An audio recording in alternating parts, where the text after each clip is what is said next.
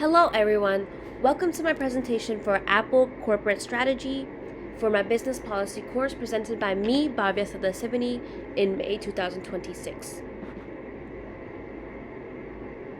To begin with, their firm industry overview. The external environment refers to the outside factors that influence how Apple competes and performs, but are beyond the company's direct control. Apple operates in the consumer electronics and technology industry. So many things go into their technologies industry, such as economy, which focuses on their inflation, jobs, consumer spending. Regulation also affects them, like laws, policies, and compliance. Technology, like innovation, efficiency, new products, and also their competition, especially with their rivals, new entrants, pricing pressure, and customers with their preferences, demographics, and demand trends. To look at their company overview and performance, they're doing quite well right now as their high revenue performance is 4.38 billion and their net income and profitable income is 483 million. They have shown growth over recent periods, and their profit trend does have some fluctuations due to cost investments. But with the focus on cost control and operations efficiency, they are able to achieve their goal, which is going to be sustained growth and improved profitability. So now we have Apple stakeholders. Apple stakeholders are very important, especially the first one being customers. They buy and use products and services, which drives revenue and loyalty and innovation. The risk with customers is that they could have dissatisfactions with the price, quality, or privacy issues. Now we have employees. Employees support innovation in daily operations, they keep the company moving, and they improve productivity and creativity every day. The risk with employees is that they could have burnout, turnover, or labor issues. There's also investors. They provide capital for growth and research and development. They also support stock value and stability. The risk with investors is that they could have weak performance or governance issues. Now we have suppliers.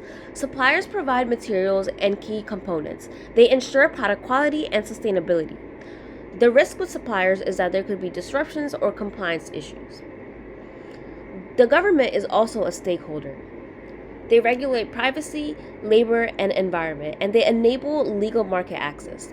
The risk with the government being a stakeholder is that they could have stricter regulations and higher costs. And lastly, we have communities. They are affected by Apple's social and environmental presence, and they enhance brand reputation and trust. The risk with communities is that they could have criticism over environmental or social practices. Here is a SWOT analysis for Apple. The strengths, which they have many of, but their one biggest strength is that they have very strong global brand and high loyal customer base. One of their weaknesses is that they heavily depend on iPhone sales. Their opportunities is that they could grow through AI, mixed reality, and health technology. And lastly, their threats are intense competition, regulatory pressure, and global supply chain risks.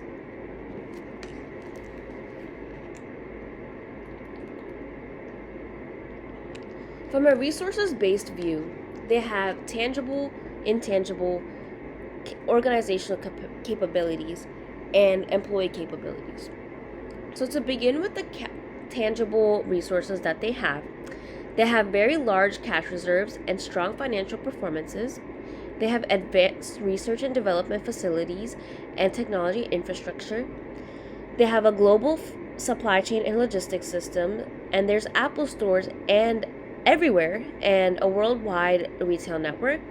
Their manufacturing partnerships have very great value, and they access to premium components, and they have many hardware products as we know today, like iPhones, MacBooks, iPads, Apple Watches, and Vision Pro. Some of the intangible resources that Apple has is a strong global brand reputation. They also have intellectual property, a loyal customer base, ecosystem lock-ins, innovation-focused organizational cultures, proprietary software ecosystems, and they have expertise in design and user experience reputation. Some of the organizational capabilities that Apple has are cross-functional collaboration between hardware, software, and design teams, ability to continuously innovate and launch market-leading products, efficient supply chain management and operations, strategic decision-making through expert-led functional structure, seamless integration of products and services across the Apple ecosystem, and the dynamic capability to adapt to technological change and consumer trends. They also have employee capabilities, which is also a really big resource. They have highly skilled engineers and software developers, strong product designers and UX specialists, creative problem solving and innovation skills, leadership, expertise in operations and strategic management, collaboration and communication across specialized teams, and the ability to develop cutting edge technologies such as Apple silicon chips.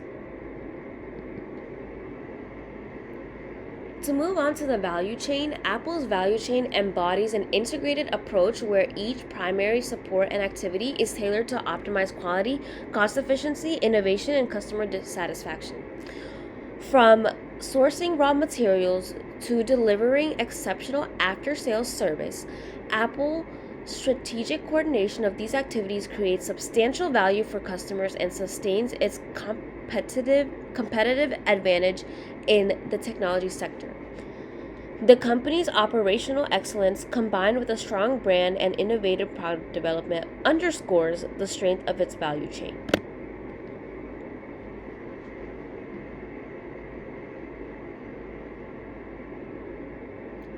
So, according to the life cycle stage model, Apple is currently in its mature stage in the consumer technology and smartphone industry. The industry growth has slowed down due to market saturation because many consumers already own smartphones and upgrade less frequently. Competition is extremely high, like with Samsung, Google, Microsoft, and the focus has shifted from rapid growth to innovation, differentiation, and customer retention. Some of the things that they're currently doing right now is they're focusing on innovation with AI, virtual reality, health technology, and chip development. They also have their revenue diversifications that would be a great idea to incorporate, such as greater focuses on services and subscriptions, increasing recurring revenue streams with those subscriptions, and reducing their dependence on the iPhone sales. Because, as we know, like the consumer demand is shifting.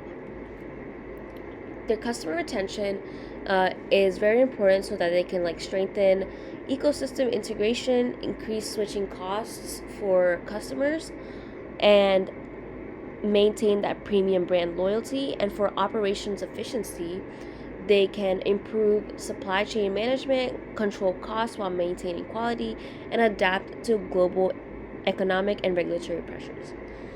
The risks that they have is the slower market growth, intense global competition, market saturation, global regulatory scrutiny and antitrust concerns, and the consumer demand shifts.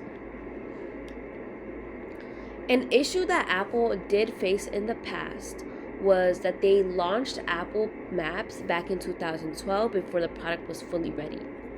Users reported inaccurate directions, missing locations, and poor map data. CEO Tim Cook issued a rare public apology and even recommended that customers use competitor apps while Apple improved Maps.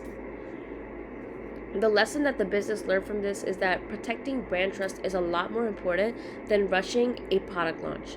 For a premium company, product quality must match the customer expectation before release.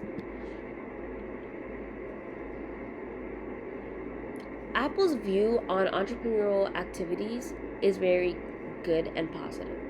They invest a lot in their innovation and research and development, specifically focusing on AI, mixed reality, digital services, and health technology. They encourage corporate entrepreneurship, especially because they have specialized teams and leadership maintains high quality and the strategic control. And the reason why this is so important for Apple is because it gives them a competitive edge, new opportunities, and long-term innovation.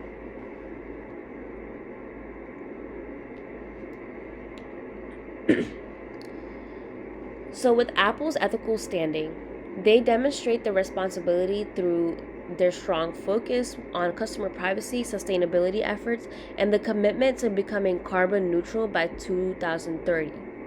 They have faced criticism in the past regarding labor conditions within its supplier factories and concerns about the App Store competition policies. Overall, Apple is generally viewed as an ethical company, although it continues to face challenges related to labor practices and market power. The way that Apple manages their innovation is especially through product innovation, process innovation, service innovation, and incremental innovation. And to kind of go into that, like product innovation would be like their iPhones, Apple Watches, Apple Vision Pro. Their process innovation has to do with their really efficient supply chain management. Their services innovation is things that have a subscription like Apple Music, iCloud, Apple TV, and Apple Pay. And their incremental innovation is, as you know, we get software updates on our phone, better cameras, and battery life. So, to give Apple a management consultation, what would be recommended for them is to continue investing in AI, mixed reality, and especially health technology, as it's doing very well right now. A lot of consumers are starting to take care of their health more. As a community, they're shifting towards being better with their lifestyle. They already have Apple Watches that track health, but doing more for that would be a lot better, would be very helpful for the company. They can also expand more on their service-based revenue streams so that they're not depending on iPhone sales, such as iCloud, Apple TV, and Apple Pay.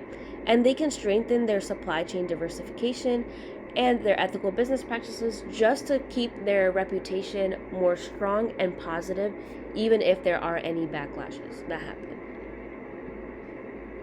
Thank you so much. Thank you for your time. And as Apple says, think different. Here I have listed all my references. Thank you so much.